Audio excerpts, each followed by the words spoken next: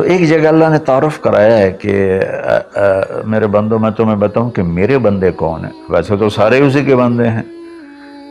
وما خلقت الجن والانس، انسان جنات سب کو اللہ نے پیدا کیا، لیکن اللہ تعالیٰ فرماتا ہے کہ مجھ سے تعلق جن کا ہے اور جنہیں میں کہہ سکتا ہوں کہ یہ ہیں میرے بندے، تو وہ سورہ فرقان میں ہے صرف 12 باتوں کی.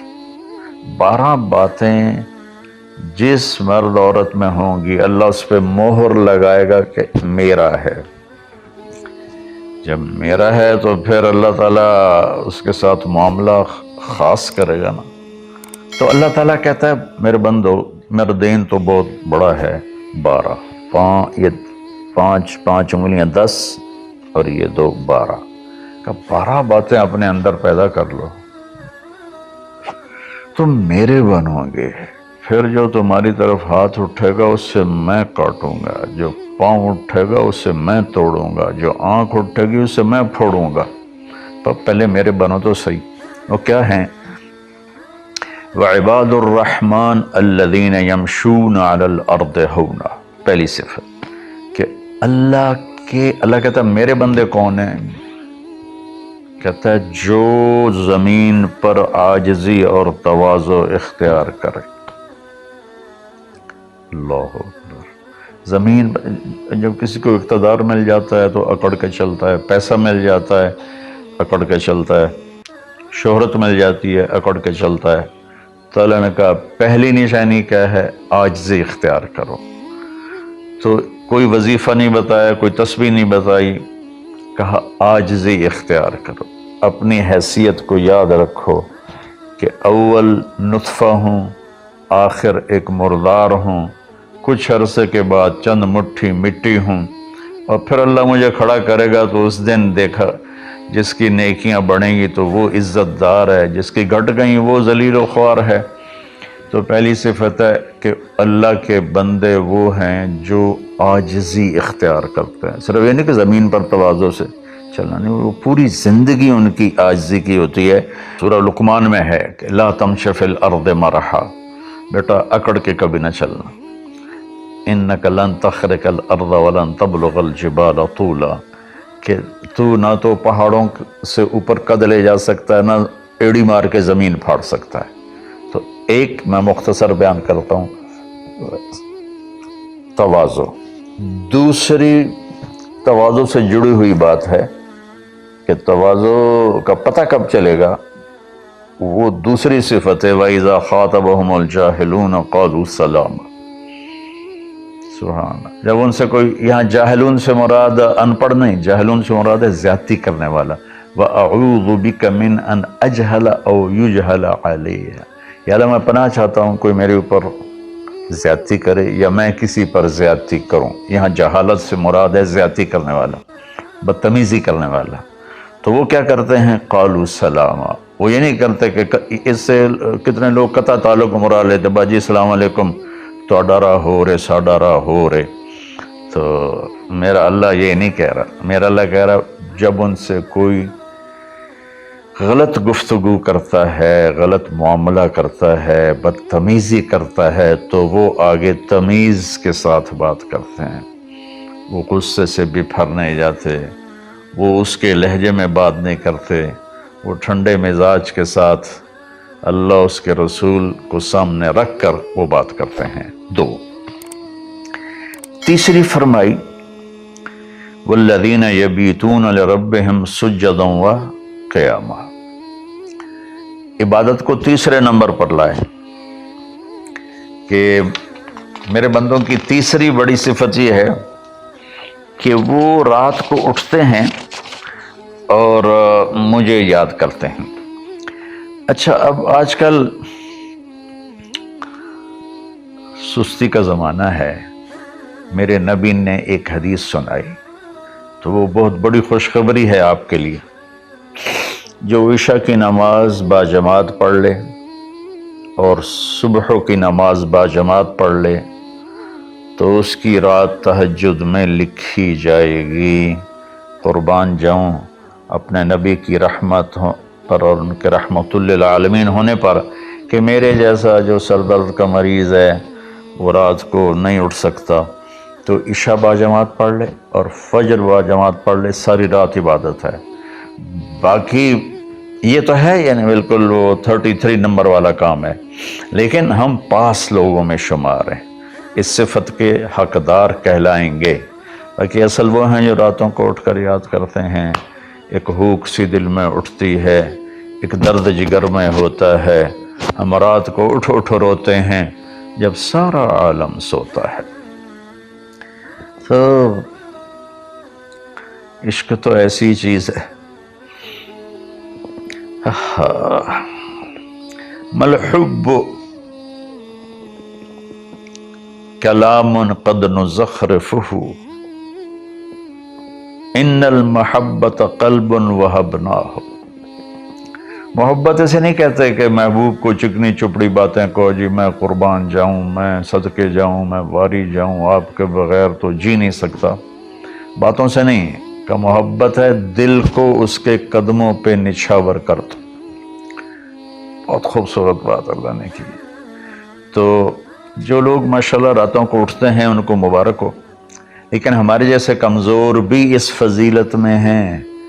عشاء با جماعت پڑھ لو، فجر با جماعت پڑھ لو، اور پھر اللہ تعالیٰ پہ قربان جائیں کہ ان کی جو ہے نا دعا اللہ تعالیٰ بتاتا ہے،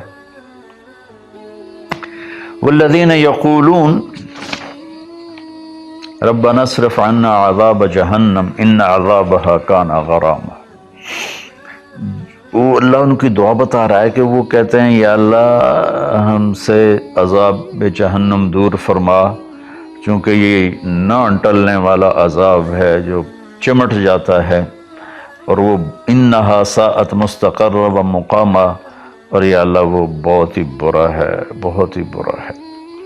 تو تہجد اور دعائیں، دعا بہت بڑی طاقت ہے، بہت بڑی طاقت ہے، بہت بڑی طاقت۔ ہم نے دعا ایسے ہی بنائی ہوئی ہے، فرض نماز کے بعد مولوی صاحب رٹے رٹائے جملے بولتے ہیں، ہم پیچھے آمین کہتے ہیں۔ دعا وہ ہے جو آپ تنہائی میں اللہ کے سامنے گڑ گڑا کر بولتے ہیں۔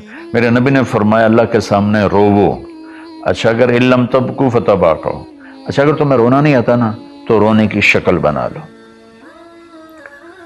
چوتھی چیز بتاتے ہیں، والذین یقولون ربنا اصرف عنا عذاب جہنم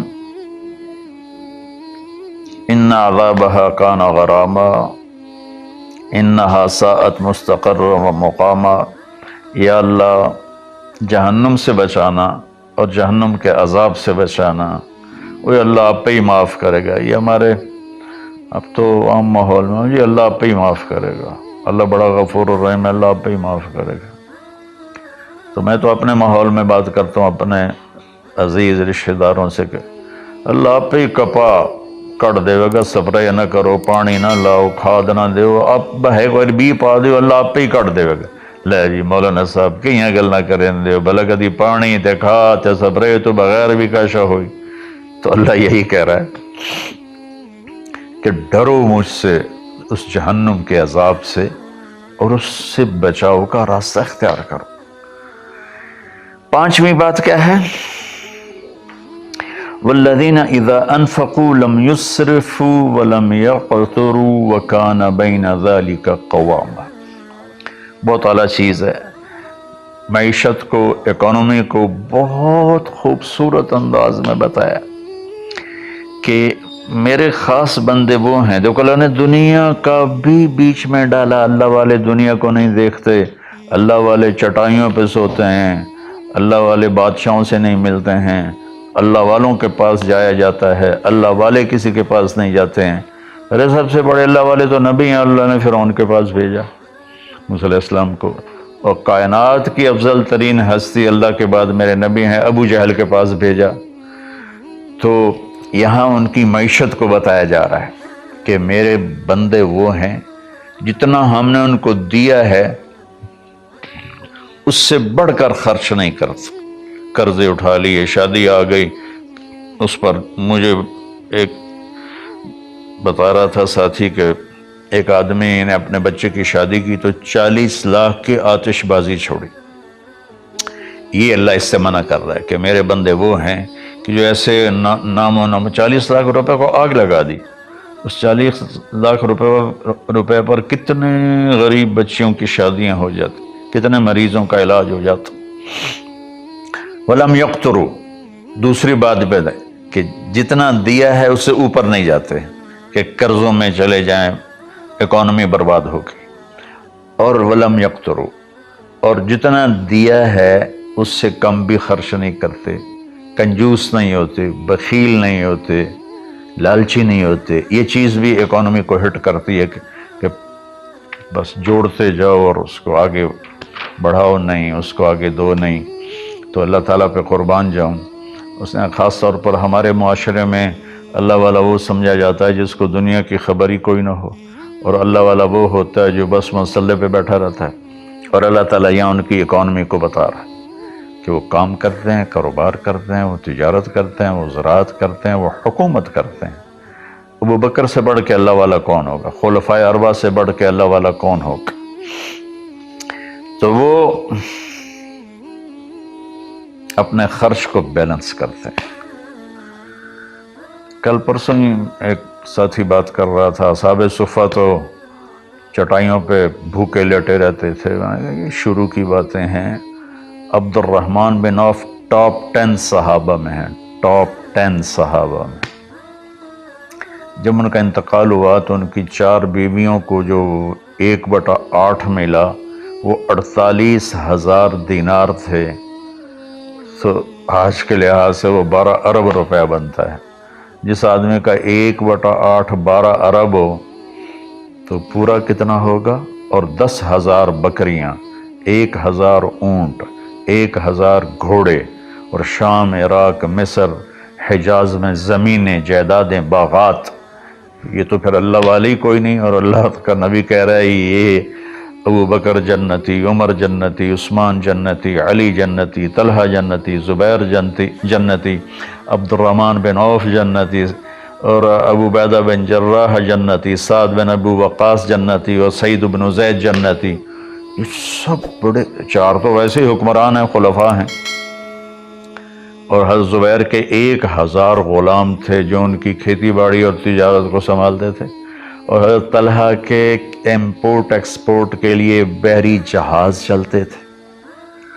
سعد بن ابی وقاص کا وہ مدینے کی جنوب کی طرف وادی عقیق ہے، جو آج کے زمانے کا ڈیفنس کہہ لیں، وہاں ان کا سرخ پتھر کے سے بنا ہوا محل تھا۔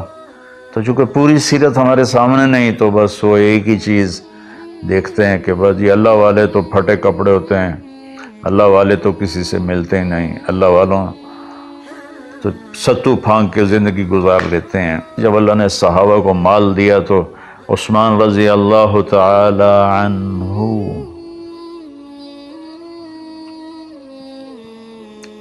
کہنے لگے اپنی بیوی نائلہ کے لیے میں نے چادر خریدی ہے 300 دینار میں، 300 دینار میں، جو 7.5 کروڑ روپیہ بنتا ہے۔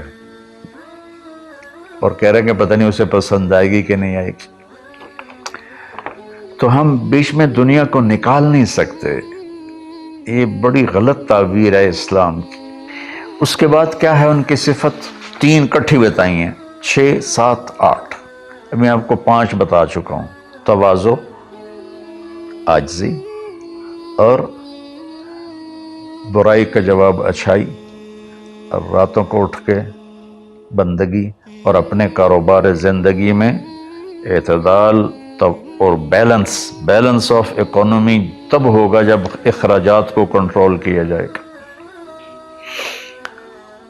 وہ ایک آدمی مجھے ملنے آیا تو کہنے لگا یہ اتنے کروڑ کی گھڑی، اور میرے پاس گھڑیوں کا ڈھیر ہے، کروڑوں روپے، ہر گھڑی کی قیمت کروڑوں روپے ہے۔ تو یہ تو نادانی کی بات ہے، نہ کہ کوئی فخر کی بات ہے۔ پھر اللہ تعالیٰ نے بتایا 3 صفتیں کٹھی بیان فرمائیں، وہ کیا ہیں؟ والذین لا يدعون مع اللہ الہا آخر، جو توحید کا جام پیتے ہیں اور اللہ کے سوا کسی کو اس کا شریک نہیں ٹھہراتے۔ دوسرا کیا ہے؟ وَلَا يَقْتُلُونَ النَّفْسَ الَّتِي حَرَّمَ اللَّهُ إِلَّا بِالْحَقِّ، جو ہمارے علاقے میں خاص طور پر جو قتل کی دشمنیاں ہیں، اور اپر پنجاب میں جو قتل کی دشمنیاں ہیں، گجرانوالہ کے ارد گرد، گجرات کے ارد گرد خاندانوں کے خاندان تباہ ہو گئے، اور ایسی سرحد اور بلوچستان کے قبیلوں کے قبیلے تباہ ہو گئے، اور نمازی 5 وقت کے، اور میرا اللہ کہتا ہے جو کسی کو قتل نہیں کرتا سوائے حق ہے۔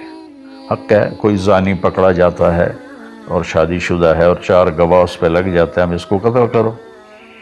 اور کوئی جنگ ہے کفر اور اسلام کی، جب اس جنگ میں جب سامنے آئے لڑائی کرنے والا اسے قتل کرو۔ لیکن جیسے آج کل ہمارا ماحول ہے، قتل قتل قتل قتل، بھائیو اللہ کہہ رہا ہے جو میرے بندے ہیں نا وہ کسی کو ناجائز قتل نہیں کرتے۔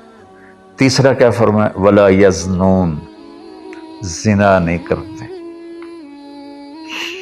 زنا کیسے پھیلتا ہے؟ بے حیائی سے، جو چند دن پہلے میں نے بات کی تھی، تو کچھ لوگوں نے برا منایا، باقی تو اکثر نے ایکسیپٹ کیا، زنا بے حیائی سے پھیلتا ہے۔ اللہ کہتا ہے قُلْ لِلْمُؤْمِنِينَ يَغُضُّوا مِنْ أَبْصَارِهِمْ وَيَحْفَظُوا فُرُوجَهُمْ، ایمان والوں سے میرے محبوب کہو کہ آنکھیں نیچی رکھیں اور زنا سے اپنے آپ کو محفوظ رکھیں۔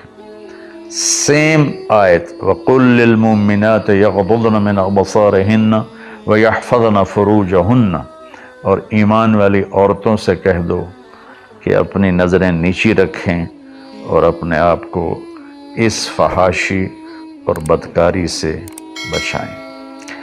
انسان جذبات کا پتلا ہے، اس کے سامنے جب بے حیائی ہوگی تو وہ یقیناً اس کے غلط جذبات ابھریں گے۔ اس لیے میرے اللہ نے، میرے نبی نے ہمیں ایک پاکیزہ اور حیا والی شریعت عطا فرمائی، اور اللہ کا فضل ہے امت کے اندر کہیں حیا چھپا ہوا ضرور ہے۔ خاص طور پر میں اپنے ان بھائیوں سے کہوں گا جو شادی کرنے کے بعد بھی الگ عورتیں رکھی ہوتی ہیں، اللہ کی قسم میں بڑے دکھ اور شرم کے ساتھ یہ بات کر رہا ہوں، کوئی میں ہٹ نہیں کر رہا ہوں، کہ میرے بھائی جو شادی کر کے بھی اور عورتوں سے تعلق رکھتے ہیں، اور اس سے بھی گری ہوئی بات ہے میری بہنیں جو شادی کے بعد بھی غیر مردوں سے تعلق رکھتی ہیں، یہ ہے ہمارے معاشرے میں، اللہ اس سے ہمیں بچائے۔ تو پھر آگے اللہ کہتا ہے اگر تم نے یہ کام کیا وَمَن يَفْعَلْ ذَلِكَ، اگر تم یہ تینوں کام کرو گے، زنا کرو گے، قتل کرو گے، شرک کرو گے، يَلْقَ أَثَامًا، بہت بڑا گناہ ملے گا، يُضَاعَفْ لَهُ الْعَذَابُ يَوْمَ الْقِيَامَةِ، بہت بڑا عذاب ہوگا، وَيَخْلُدْ فِيهِ مُهَانًا، اور ہمیشہ اس میں رہنا پڑے گا۔ لیکن إِلَّا مَن تَابَ، سوائے اس کے جس نے توبہ کر لی، وَآمَنَ، اور ایمان لایا، وَعَمِلَ صَالِحًا، اور اس نے اچھے عمل اختیار کیے۔ اب آگے خوشخبری سننا، اللہ یہ نہیں کہہ رہا اللہ ان کو معاف کر دے گا، اللہ کہہ رہا فَأُولَٰئِكَ يُبَدِّلُ اللَّهُ سَيِّئَاتِهِمْ حَسَنَاتٍ وَكَانَ اللَّهُ غَفُورًا رَحِيمًا۔ اللہ تعالیٰ فرما رہے ہیں کہ ہائے ہائے، اگر تم توبہ کر لو گے نا، ایمان لے آؤ گے، اچھے عمل کرو گے، تو میں صرف تمہیں معاف نہیں کروں گا، تمہاری برائیاں مٹا کے وہاں نیکیاں لکھ دوں گا۔ واہ قربان میرے مولا، کہتے معاف نہیں کروں گا، معاف بھی کروں گا اور تمہارے گناہوں کی جگہ نیکیاں لکھ دوں گا۔ یا اللہ ایسا کیوں کرو گے؟ اس لیے کہ میں غفور الرحیم ہوں۔ تو من تاب وعمل صالحا فإنه يتوب إلى الله متابا، آگے اللہ نے بتایا کہ توبہ کرنے والا ہے کون؟ جو توبہ کرنے کے بعد اپنے عمل کو بدلتا ہے، اچھا کرتا ہے، یہ ہے صحیح توبہ کرنے والا۔ لیکن ایک خوشخبری سنا دو، مثلا ایک آدمی کی توبہ کر کے توڑ دیتا ہے۔ چند دن پہلے ایک نوجوان کا فون تھا، روز نے دھاڑے ماری کہ جی توبہ کرتا ہوں، پھر 15 دن بعد ٹوٹ جاتی ہے، پھر توبہ کرتا ہوں، پھر 15 دن بعد ٹوٹ جاتی ہے۔ میں کہا توبہ کرتے ہو؟ کہتا جی کرتا ہوں. میں نے کہا معاف ہے. وہ انسان ہی نہیں جس سے خطا نہ ہو، وہ انسان ہی نہیں جو بھولے نہیں. تو میرے اللہ نے توبہ کی کوئی لمٹ نہیں رکھی، نہ عدد نہ عمر. بھائی تو 60 سال کا ہو گیا ہے، تجھے حکومت پاکستان ریٹائر کرتی ہے، ہم بھی تیری توبہ قبول نہیں کریں گے. یا بھائی تو 3 دفعہ کر چکا ہے گناہ، اب ہم تیری توبہ قبول نہیں کریں گے. اللہ تعالیٰ کہتا ہے لو بلغت الذنوب عنان السماء ثم استغفرتنی غفرت لک ولا ابالی. میرے بندے میں اتنا بڑا رحم کرنے والا ہوں، تم ایک عورت یا ایک مرد اتنے گناہ کرو کہ زمین پہ رکھتے رکھتے رکھتے رکھتے آسمان کی چھت کو لگا دو، پھر ایک دفعہ کہو یا اللہ معاف کر، تو میں ساری معاف کر دوں. ہمارا اللہ بڑا پیارا اللہ ہے. اچھا، 9ویں صفت کیا ہے ان کی؟ والذین لا یشہدون الزور واذا مروا باللغو مروا کراما. اس کا ایک ترجمہ تو یہ ہے کہ جہاں گندی محفل ہو اور شرابی کی محفل چل رہی ہے، یا کوئی ناچ گانے کی محفل چل رہی ہے، یا کہیں کسی کی غیبت ہو رہی ہے، برائی ہو رہی ہے، کسی پہ ظلم ہو رہا ہے، تو وہ اس میں شامل نہیں ہوتے، چپ کر کے دائیں بائیں سے نکل جاتے ہیں. دوسرا ترجمہ یہ ہے کہ جو جھوٹی گواہی نہیں دیتے، جو جھوٹی گواہی نہیں دیتے. اچھا، اس میں ایک بڑی اور خوبصورت بات ہے، مروا کراما وَإِذَا مَرُّوا بِاللَّغْوِ مَرُّوا کراما. میں دیکھوں گا شراب پی رہے ہیں بچے تو میں کہوں بدبخت، نامراد، ذلیل، کمینے، شرابیں پی رہے ہیں، چرس بیچ رہے ہیں یا چرس پی رہے ہیں، میرا یہ معاملہ ہوگا.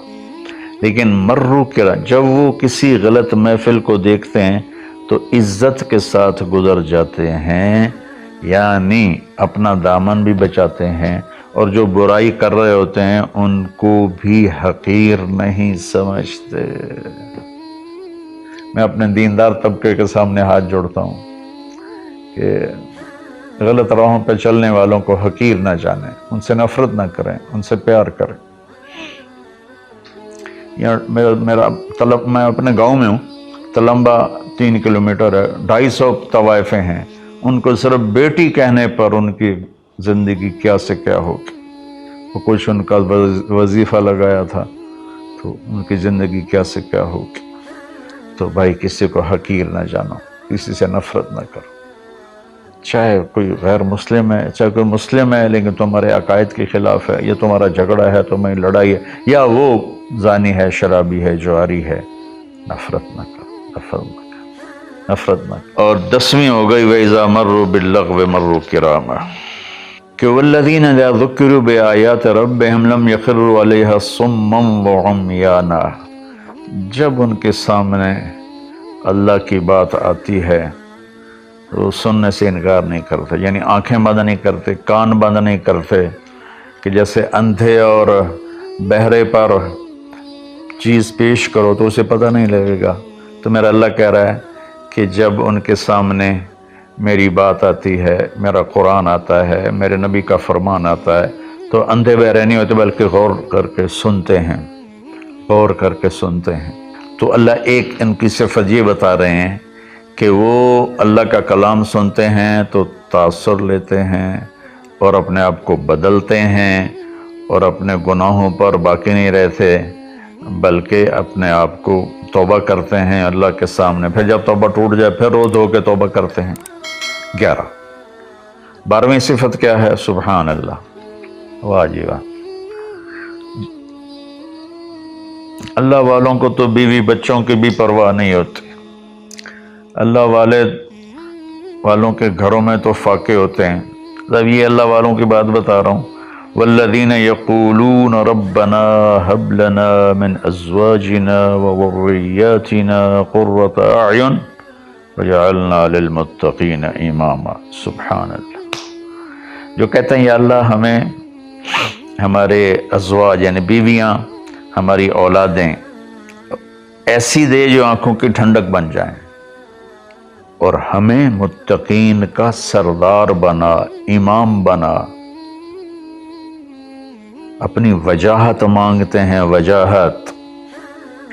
اچھا، حب، وہبا، آتا، اعطا، تین لفظ ہیں دینے کے، آتا دیا، اعطا دیا، وہبا دیا، لیکن تینوں کے مطلب الگ الگ ہیں۔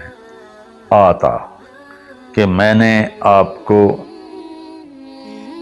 ایک چیز دی، قلم دیا، لیکن آپ کو مالک نہیں بنایا، واپس لے سکتے بھائی واپس کرو۔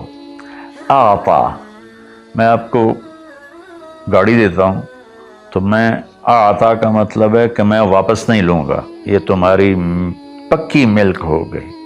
وہبا، میں تمہیں وہ چیز دوں گا جو تیرے خواب و خیال میں بھی نہیں ہوگی، تیرے تصور سے بھی بالا تر ہوگی۔ کیا مانگتے ہیں اللہ والے؟ یا اللہ میری بیوی ایسی ہو، اتنی اچھی ہو کہ میرے تصور سے بھی بالا تر ہو، میری اولاد ایسی ہو، اتنی نیک ہو، اتنی صلاحیت والے ہوں کہ میرے تصور سے بھی بالا تر ہوں۔ اللہ ہمیں یہ دعا سکھا رہا ہے، یہ نہیں کہا کہ مانگو آتے نہ، کہہ رہا ہے حب لنا، یا اللہ ہمارے گمان سے بھی اوپر کر کے بیوی اور بچے دے، اور ہمیں دنیا میں وجاہت دے، عزت دے۔ اس کا مانگنا انسانی حقوق میں شامل ہے۔ ہاں، ایسی وجاہت اور ایسی شہرت جس کے پیچھے شیطانی کام ہو وہ حرام ہے، ورنہ عزت نفس تو ہر انسان کو پیاری ہے۔ اور پھر اللہ تعالیٰ کہتا ہے قرۃ اعین، آنکھیں ٹھنڈی ہو جائیں۔ اس سے بڑی تعبیر پورے کلام عرب میں نہیں ہے اندر کی خوشی کی، آنکھیں ٹھنڈی ہو جانا۔ اس کا الٹا محاورہ ہے اسقط اللہ عینک، اللہ تیری آنکھیں گرم کرے، یعنی تجھے تکلیف دیکھنی پڑے، اللہ تیری آنکھیں ٹھنڈی کرے، یعنی تمہیں سکھ دیکھو، تم سکھ دیکھو۔ اور پھر آگے اللہ تعالیٰ کیا کہتا ہے؟ اولئک یجزون الغرفۃ بما صبروا، یہ ہیں وہ جن کو صبر کے بدلے جنت کے بڑے گھر ملیں گے۔ وَيُلَقَّوْنَ فِيهَا تَحِيَّةً وَالسَّلَامًا، جس میں گاڈ آف آنر ان کو پیش کیا جائے گا، سلام کیا جائے گا۔ خالدین فیہا، اس میں ہمیشہ رہیں گے۔ حسنت مستقرا و مقاما، جو ہمیشہ کے لیے خوبصورت رہے گا، اس کا حسن بڑھتا رہے گا، اور تمہارا بھی قیام کبھی نہ ختم ہوگا۔ میری بات تھوڑی لمبی ہو گئی، معافی چاہتا ہوں، لیکن میرے دوستو اللہ کے واسطے جو کام کرو اللہ کے بندے بن کے کرو۔ سیاست کرنی ہے اللہ کے بندے بن کے کرو، تجارت کرنی ہے اللہ کے بندے بن کے کرو، ملازمت کرنی ہے اللہ کے بندے بن کے کرو، زراعت کرنی ہے اللہ کے بندے بن کے کرو۔ اللہ تعالیٰ مجھے بھی ان 12 صفات کا عمل کرنے والا بنائے اور آپ کو بھی۔ السلام علیکم۔